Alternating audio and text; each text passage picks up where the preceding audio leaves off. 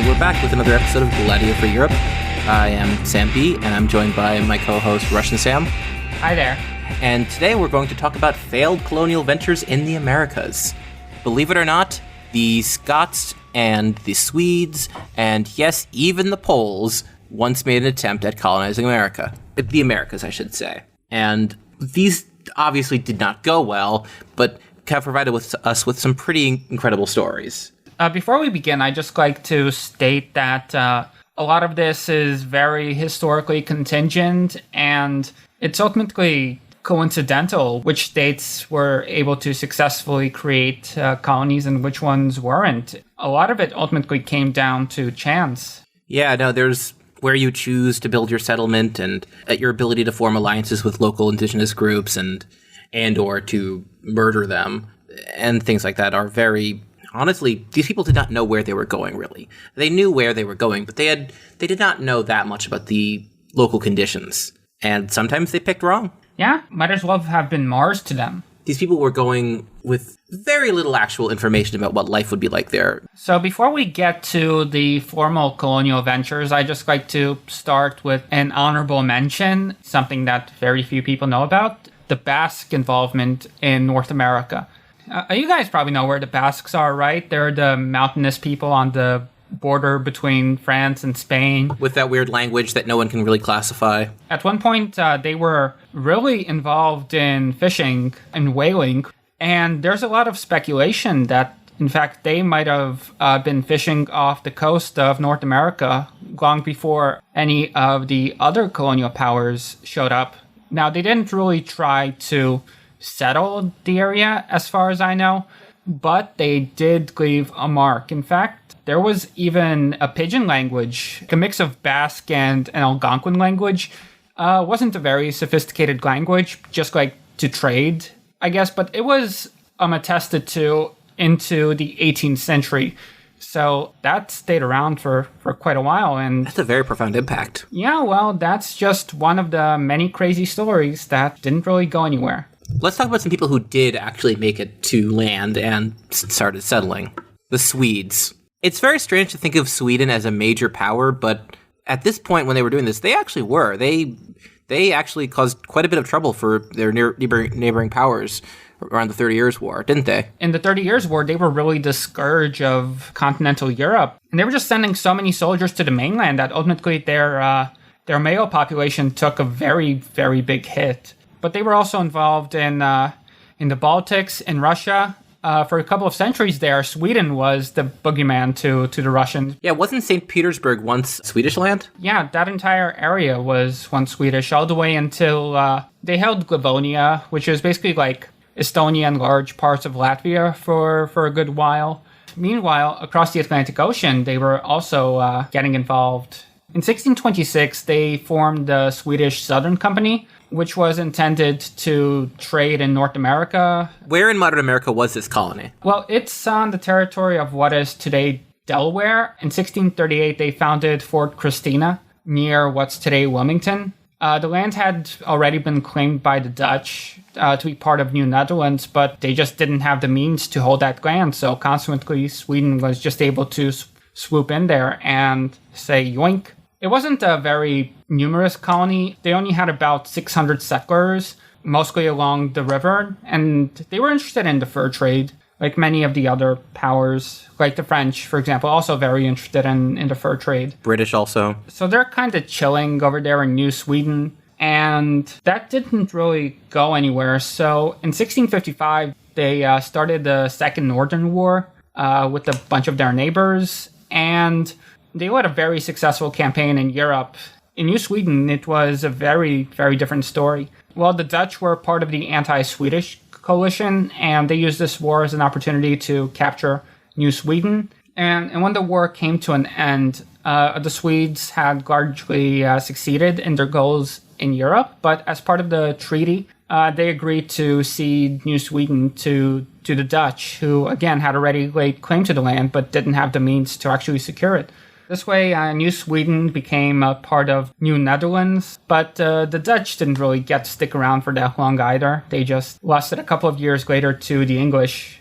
And you all know how the story goes. New Amsterdam became New York. The rest is history. A much funner story deals with the Coronian attempts to create an American empire. And once again, we are back to the Baltics. Sam, could you tell us who the Coronians are and where Courland was? It's an area in, the northwest of modern-day Latvia. And that area had been the site of the Northern Crusades. It had been taken over by the Teutonic Knights and other affiliates. And they exerted control over that territory until ultimately, in the 1550s-ish, politically, that territory was very weak and very disorganized. They didn't really have the means to defend themselves. So at one point, Ivan the Terrible just decided it's free real estate and tried to stage an invasion. He would not be the last. And it was at this point that the so-called Duchy of Courland came to existence as part of the Treaty of Vilnius of 1561. Gotthard Kettler, who was the final head of the Teutonic Order of Livonia, he signed this treaty where he agreed to become a vassal of Lithuania. And of course, again, this was in the backdrop of the Livonian Wars. Lots of actors involved. You had Russia, you had Sweden, you had Poland, Lithuania, of course. They were all fighting over this area because even though it's not really super valuable land in terms of resources, it's a very strategic point. There are lots of ports. And yeah, so if you were able to control this land, you had access to a very good position to dominate the trade across the Baltic Sea and the North Sea. Very useful for powers like Russia or Sweden or anyone like that. Yeah, so because of this, Colonial was really able to punch above its weight. And at various points, they were basically behaving as an independent state and all about name, even though at first they were a vassal of Lithuania and then later of Poland, Lithuania, once those states combined. And it's shortly after this point that we begin to see the colonial ambitions of the Kettler family come into shape. And this would happen mainly under the tutelage of Duke Jacob Kettler, who was the grandson of Gotthard. Tell us more about him. Jacob was born in 1610. His father was Wilhelm, who was another one of Gotthard's son.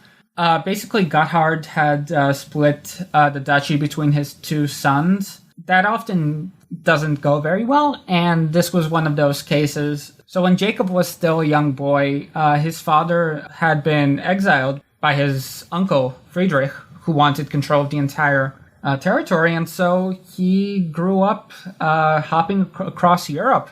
James I of England was his godfather, which should tell you something about the standing of this family. We're going to get into James I a little bit later. His mother was a Prussian princess. He was really in place at a time when some big ideas were floating around. He was exposed to a very modern education by those standards, spent a lot of time in the Netherlands, where he was influenced by the mercantilist ideas of the Dutch and their various colonial ventures. That was another power that really punched above its weight. Oh, absolutely. And for a long time. I mean, hell, they still have holdings in the Caribbean. They still have their colonies, some of them. Yeah, so Jacob, he ultimately became the Duke of Courland in 1642, and he wanted to do for Courland what the Dutch had done. So he undertook an economic reform program, established very close links with Western European powers, and he commissioned a fleet of over 200 ships, which is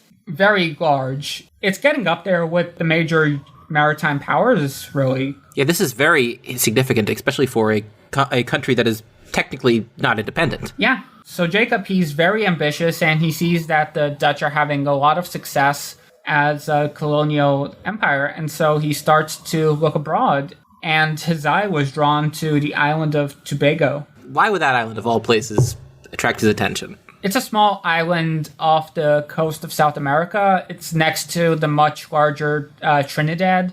It was a very difficult place to get a footing on. Yeah, it was technically in the Spanish orbit, and they would raid it periodically to capture slaves from among the indigenous Carib population. But they weren't really able to settle it because it was a very difficult environment. But that didn't stop them from trying. The Spanish gave it a shot, the Dutch, the English, and these colonies mostly didn't really go anywhere. But the island itself, fun fact, it changed hands something like 31 times over the course of these couple of centuries. So it was very hotly contested territory, even though it wasn't a very attractive destination in and of itself. The Curonians, they tried to establish a colony on Tobago as early as 1634, but that one didn't go anywhere. They had about 212 settlers, but it was, as I said, a very difficult environment in a bad neighborhood. There were a bunch of pirates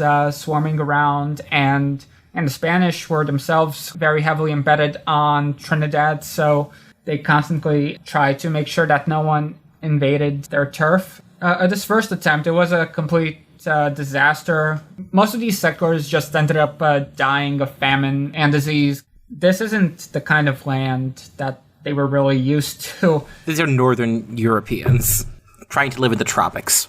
And I'm guessing that the population was pretty hostile to them, as they should have been. Well, that's a bit mixed, actually. From what I found, the Caribs who were living on Tobago themselves, they were sometimes at war with the Curonians, but they were also somewhat successful in cultivating friendly relations.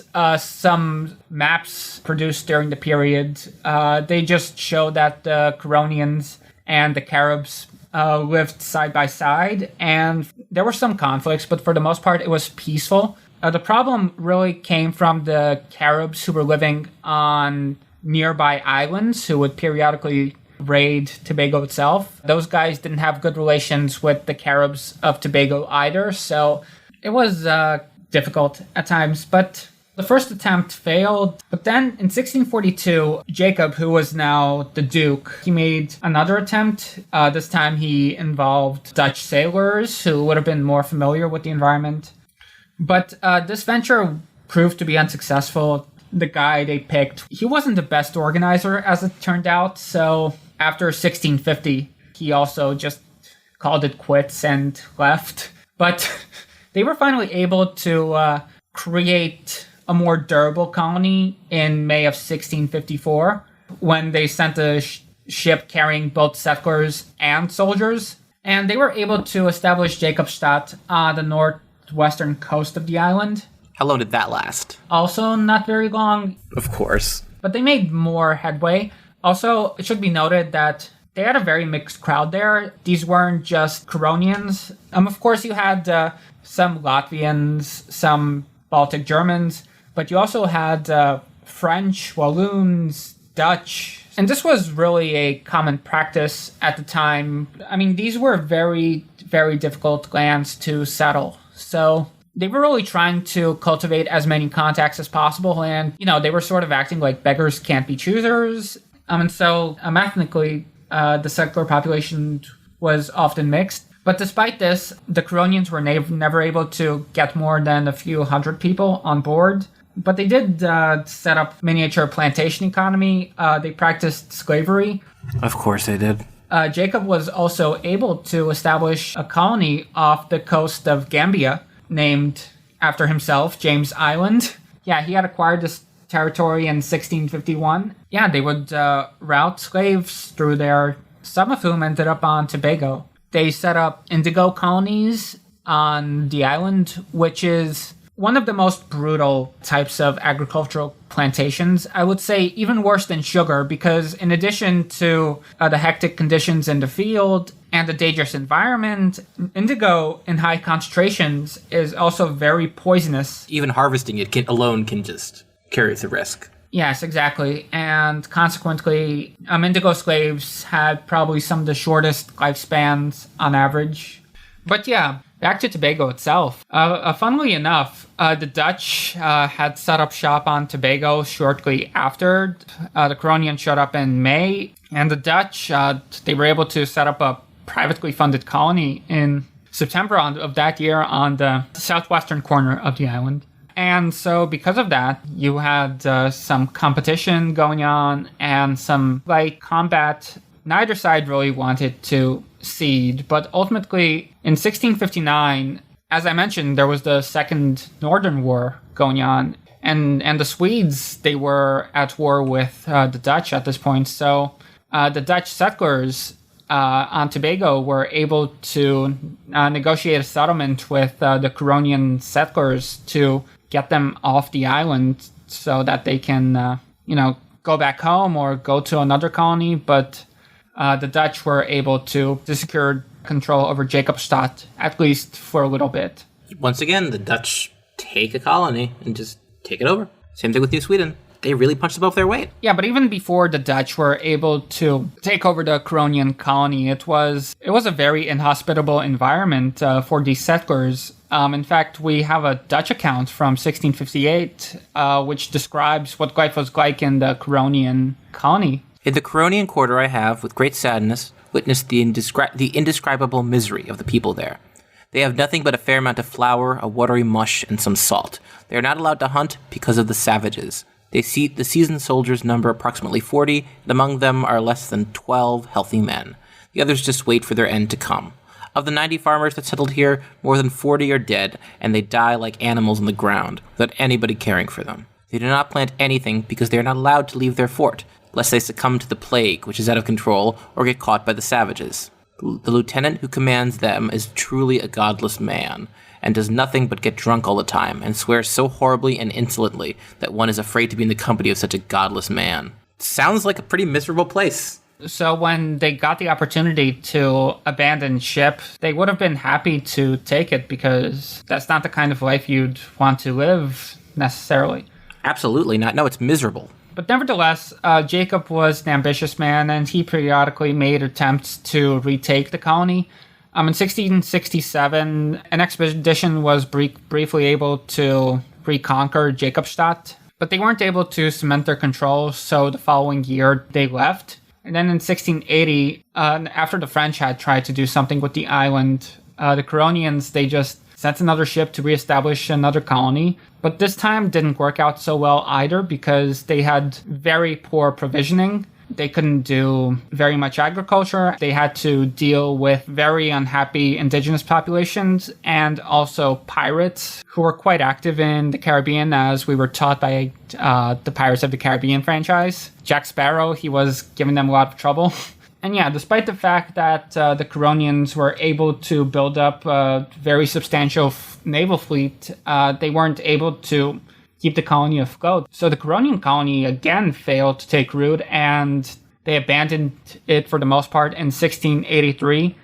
They tried to send a couple of more expeditions in 1686 and 1689, but those were not successful either. What happened to them? Well, by 1693, there are some accounts which say that Coronians who remained had gone native, according to one Danish eyewitness. Yeah, for the most part, no one was able to get a successful foothold over Tobago until the British finally did it in 1763, at which point they were able to turn it into a more successful plantation colony. Although the Coronians, they continued to insist that this was their land, that they had a right to it, they would continue to appoint governors to govern the island, which they did not have control of, all the way until 1795, when they finally got annexed by the Russian Empire. Doing a land acknowledgement for Courland. That is absolutely insane. Is this something that Latvians like to talk about or care about? Because these things can go one of two ways. One, this is our glorious past. We must talk about how glorious we are. Or two, it's don't talk about this. We fucked up. How did this one go? Oh, absolutely. They very much went with the former route. When Latvia was able to gain its independence in 1918, in fact, this was one of the things that nationalist ideologues focused on. They basically turned this comical and very much unsuccessful colonial venture into a point of pride to show that, like, look, we have this great past. We were one of the few European powers that had overseas colonies. We're not just a bunch of backland peasants who had nothing going for them, you know? We were a great power. We're going to become one once again. Look, we got our shit kicked in by the British too. So in the interwar years, this was a big point of pride. There was a lot of culture around remembering, glorifying, really, this venture. So in 1935, Alexander Grins adapted his novel, Tobago, into a play. And when it premiered in 1935, several government ministers of Latvia were present. because this was... Glorious history. Yeah, exactly. Before the premiere, the author revealed his patriotic intentions. Latvian history so far has been depicted in two dark colors. Looking to the past in true light, many will be dazzled by the history of their fatherland. Greens claimed that the reign of Duke Jacob is one of these glorious periods. He talks about the brave Latvian sailors and the folk songs sung by their wives. However, he prefers to ignore the involvement of Baltic Germans, thus stressing the allegedly national Latvian character of Jacob's enterprises. In his review of the play, an anonymous journalist even stated that when Courland was ruled by Jacob, a Latvian felt like in his own country he had to support his ruler's intentions and had to take care of the prosperity of his fatherland. Jacob is glorified as a good ruler, a personal friend of Louis XIV, but his ethnic background is not mentioned. The author stresses that Jacob stood up against the Baltic German barons, and that he received support from the Latvian serfs. The fact that Jacob himself was German is omitted. Such a narrative is typical for the 1930s when the authoritarian regime tried to popularize the myth of 800 years of Latvian slavery under German rule.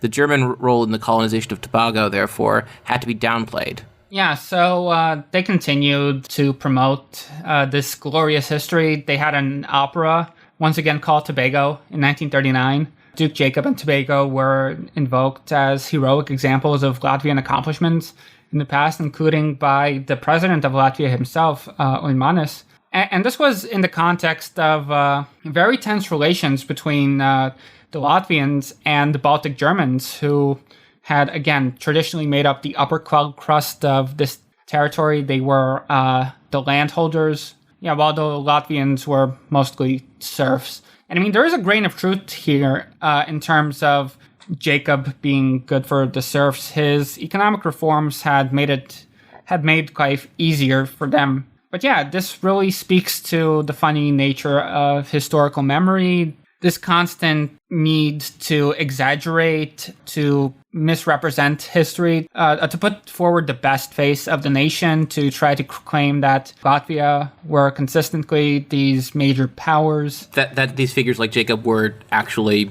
were not German at all, or if they were, it doesn't matter because it really shouldn't matter that much, but it does matter a great deal if you're an ethnic nationalist. But how did the Baltic Germans feel about this? With the influence of Nazism from the late 30s onwards, a lot of their stuff took a very racial bent. You know how those Nazis are. Yeah, so in the Baltic German telling of things, the Latvians, they were just the intervention, and everything great that ever happened was the result of German ingenuity. And, at best, the Latvians were just standing in the way of progress because of their inferior genes. But yeah, Latvia would be taken by the Soviet Union, first shortly before the war, and then it was retaken as the Nazis were pushed back, of course. After the Nazis tried to take it first. The German occupation of the Baltics was probably one of the most deadly, especially for Jews, but also other minorities as well. It was not a good time. Once the Soviet period began in earnest, the memory of Tobago wasn't really heralded nearly as much. But there was one exception. There was a Latvian Soviet film where the name of the island is invoked. The 1965 film Tobago, which doesn't speak about the island of Tobago itself, but rather a ship of the same name. The 1965 film Tobago Changes Its Course was directed by popular filmmaker Alexander Leimanis. In this particular film, Tobago is the name of a Latvian merchant ship out at sea during the summer of 1940. The ship's owner had left port in fear of the imminent collapse of the Ulmanis regime. Also on board, however, is a crewman named Dražiniš, who was a member of an underground communist organization. Upon learning that Soviet power had been established in Latvia, Dražiniš rallies the crew, who then eponymously decide to change course for home. From the film, Latvians are meant to concede that the distant paradise of Tobago has been superseded in importance now that the workers' paradise had been established at home. Is this something what happened after the fall of the Soviet Union and Baltic nationalism started to rear their head again? Well, Tobago once again came into the limelight for the same reasons as in the interwar period, although this time it didn't have nearly the same fervor as had been the case in the interwar years. But there are still tons of businesses named after Tobago. It's sort of like, a magical land that has a great environment and that our ancestors had worked hard to settle. Granted, don't ask us what actually happened. The glories of colonialism and murder, plantation agriculture, and slave plantations. And so in 2001, there was another play by the name of Tobago. Although this play itself wasn't nearly as histrionic as the previous attempts, from what I could tell, from the summary that I had read, it actually seems like a very harrowing existence being depicted here. So it's not really the same kind of raw return to tradition, Latvia über alles. But yeah, there's Caledonia and Tobago, the Latvian/Coronian/Polish colony in the Caribbean. I'm sure they had some wonderful screen door submarines. All right, I want to turn to a different colony. In July 1698, 5 ships set sail from the port of Leith, which is just north of Edinburgh, on the east coast of Scotland. They carried 1,200 settlers and were bound for the Isthmus of Panama. So this was an attempt at a Scottish colony in the Americas. Now, at this time, Scotland and England were different kingdoms that shared one monarch, King William, or King Billy if you're in Northern Ireland, I guess. By this time, England had already established a substantial overseas colonial empire, including Jamaica, Antigua, and obviously the east coast of North America. The English had also already established the East India Company for trade in the East Indies and India, and the Hudson's Bay Company, which controlled a big part of the Hudson's Bay and the fur business around those areas. The Hudson's Bay Company still exists today, by the way, which is pretty wild. But anyways, Scotland, on the other hand, had nothing in the way of overseas colonial possessions. Scotland and England have shared a monarch since 1603, when Queen Elizabeth I died childless. And then King James the Sixth of Scotland, who was her first cousin, inherited the throne and became King James I of England. These two countries may have shared a monarch, but they still remained independent, separate kingdoms with separate government institutions, separate currencies, and, as you're going to see here, separate and even competing foreign policies. So the fact that Scotland didn't have any colonies meant that they didn't have all the best choices available to them. While Scotland maintained its independence, the 17th century was not kind to them. They had civil wars, revolutions, the Jacobite uprising, and, of course, the relentless march of English capital. And this is when we start seeing the formation of a company called the Company of Scotland, or the Company of Scotland trading to Africa and the Indies. So the Scots are going to have their own trading company, just like the East India Company, just like the Dutch West Indies Company. Everyone has a company, the Scots need to have one too. This is a quote from an FT article, actually about a play that's about this. So I guess we're talking about plays again. It was right at the beginning of capitalism and the blossoming of the banks. The Bank of England was founded in 1694, the Bank of Scotland in 1695. And suddenly the joint stock company had arrived. It really was the beginning of the modern system. So in 1695, the Company of Scotland trading to Africa and the Indies was formed and started fundraising. The funny thing is, their fundraising begins in London. I'm going to read a little bit from a paper called The Management of Capital by the Company of Scotland from 1696 to 1707. The Act itself had specified that the company was to be a joint venture between London and Scottish capital, and given the greater liquidity in the London market, it was natural that the directors would first seek to raise capital there. However, the London capital raisings failed to bring in any cash, despite a network of London Scots. The East India Company and other vested interests appealed to the English Parliament and worried in particular about the tax concessions given to the Company of Scotland, and articles of impeachment were drawn up against the promoters in London, scaring off potential investors. So then the Company of Scotland went to Scotland to open their books. And they opened the subscription books in Edinburgh in February and in March in Glasgow. Quote, rather than offer shares to merchant elites, the capital raising was extended as far as possible socially and geographically. The directors stated that, quote, no reasonable means for opportunity should be omitted to make this the most diffuse and national joint stock in the world. There were 1,320 shareholders in the Company of Scotland, 1,267 individuals and 53 institutions who signed the subscription books, and that should be compared with 1,267 for the Bank of England and 1,188 for the English East India Company.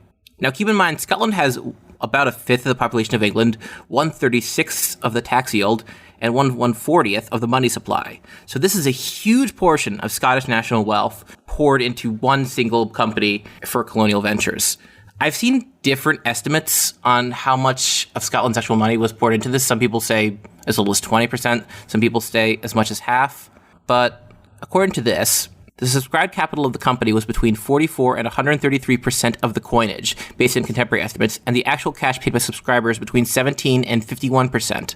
This represented a very significant investment of the nation's liquid financial resources. That's really an insane investment. It sounds like they were really like all in on this. Yeah, the paper calls it a financial mania. Everyone from even clergymen were investing in this, even more prosperous farmers. Anyone with any savings who was patriotic would have invested in this. It was what they talked about this everywhere. It was the talk of the town, the talk of the country, the talk of the nation. It's really insane to think about because they are seeing English capital marching forward steadily, eating everything, to the point where this company starts its fundraising in London, for God's sake. And they view this as their chance to basically stand on their own, to form their own empire, to form their own trading network for Scotland. Well, it really sounds like with the kind of enthusiasm that they had, they must have seen a lot of success, right? No, absolutely not. The plan basically for this would-be Scottish Empire was simple. Take the Isthmus of Panama, and then you control trade between the East and West. The Scots were not the last to try this. A couple hundred years later, in the late 19th century, the French would try to build a canal in the Isthmus of Panama, but much like the Scottish attempt, tropical diseases like malaria and yellow fever just decimated the workers building the canal, and the French eventually bailed. And then the U.S. took over the job in 1903 and carved off Panama from Gran Colombia and actually retained control of the Panama Canal Zone until 1997. In 1979, it became joint control between Panama and the U.S., and until 1999, it was joint control. But before 79, it was just the U.S. So we had that. America controlled the Panama Canal until 1999. And as I mentioned before, all those French workers dying of disease, same thing happened to the Scots, and even the same thing happened when the Americans built the canal. It's just a really inhospitable place if you're not used to the local environment. And these Scots were very much not used to the native environment. And the way that the U.S. actually got control of Panama is quite funny. Basically, what they had done is American representatives had gone to the people of Panama, which again had been part of Colombia for nearly 100 years at this point, and they basically told them that if they were to rebel and create their own independent state, then the United States would invest heavily in Panama and they would see prosperity. So their Panamanian representatives did what was asked of them, and they successfully waged a war that ended with Panamanian independence. But American promises didn't really pan out the way they said they would. That tends to happen. And then the U.S. retained control of that canal until 1999, which is just insane to think about. Well, the fact that this is something the Americans kept until 1999 should tell you, also we had military bases around there, should tell you how that this is a really valuable area. Like, okay, the Scots didn't actually get the, what's now the Panama Canal area. They were a little bit south, what actually became called Scots Bay. They brought about 1,200 settlers on that first voyage, only lost about 70 people on the boat. But as the months went on, more and more people started to die. They constructed their first fort, Fort St. Andrew, important saint to the Scots, St. Andrew's Cross is their flag, etc., etc. And then they built this capital, New Edinburgh, which really was just a collection of huts. They did not have very much success in terms of trade or food or anything else, really. They did establish some good relations with some native peoples of the area, some of the Guna or Kuna people. But in the end, it just was incredibly difficult to them. The most important thing here is that this land was not unclaimed. In addition to the native people who already live there but aren't counted as human, if you're Western European, the Spanish already claimed control of this area and had for a very long time. And it was an important part of the route that they took to bring their silver back to the metropole and gold and other resources they extracted. And they were not going to just let the Scots take this. But the Scots viewed the Spanish Empire as just crumbling, and you just need to push it a little bit and they'll give up. Whatever. It doesn't matter. They didn't really settle many Europeans in the area because, again, you die, but they still retain control over the area.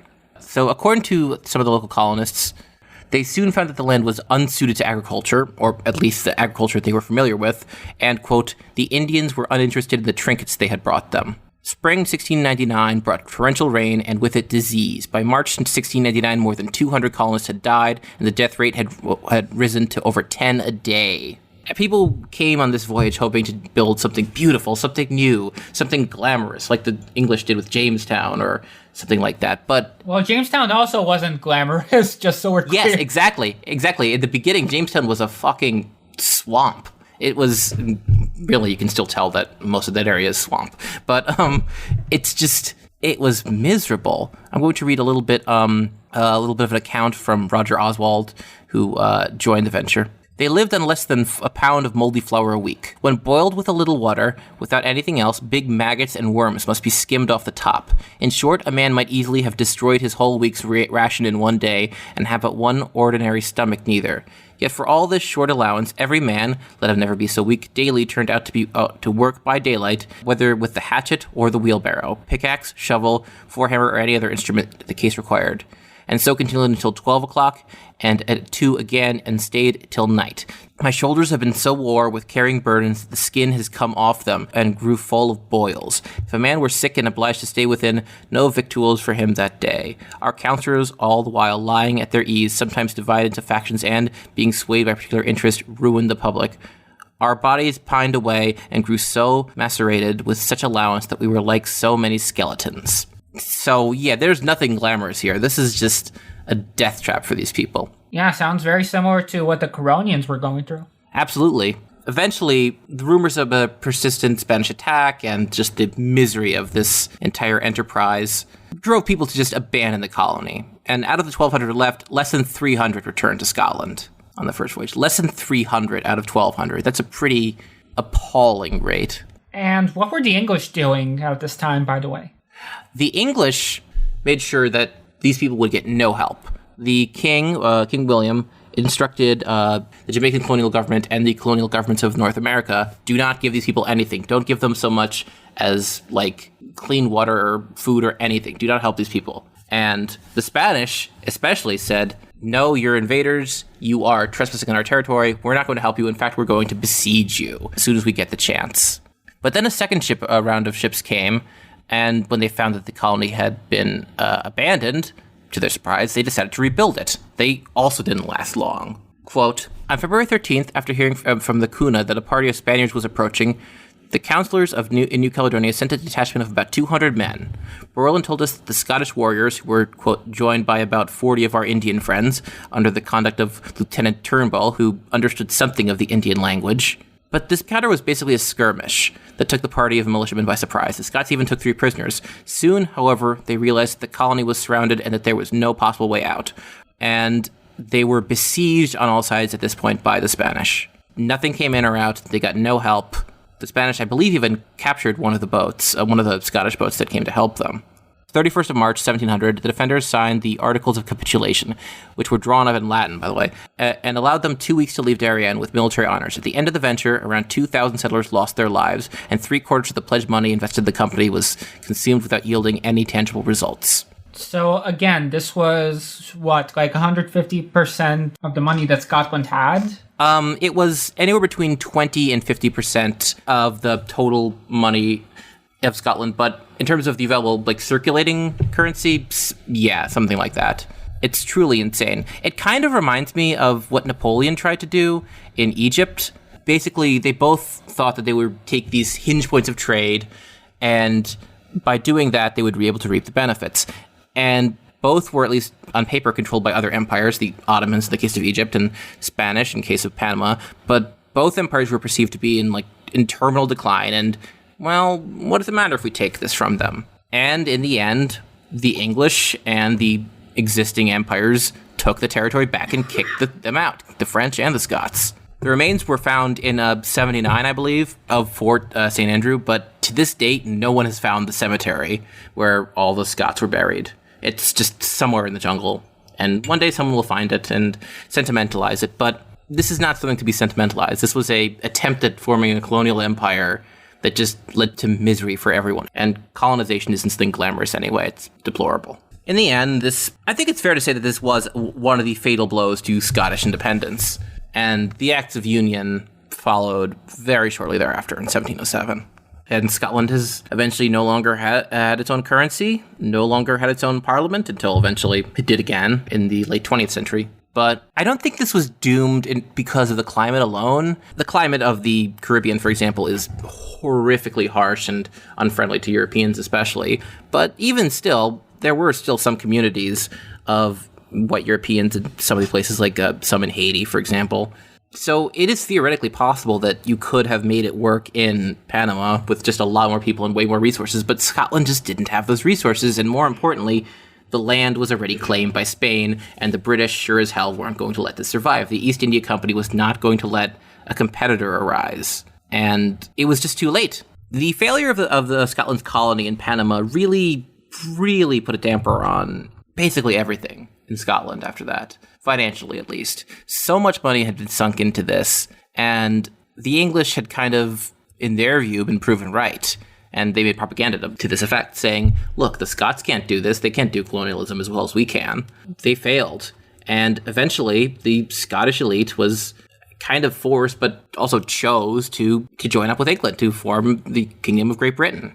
And that is the end of Scotland as an independent nation. But the funny thing is that Scots themselves still proved to be prominent in the empire afterwards. I mean, there is a reason you find traces of Scottish accents in a lot of British colonial accents. The Scots had a disproportionate presence all over the empire, but their colony utterly failed. It was just too late for them to make a go at this with British naval power and the Spanish presence there, and Scottish commercial power just was not powerful enough to sustain this. And it's just fun to look at these little colonial ventures that were just complete failures. And remember that these things could have gone a different way, at least some of them. And the map of the New World could look very different, but because these failed, we have the map we have today.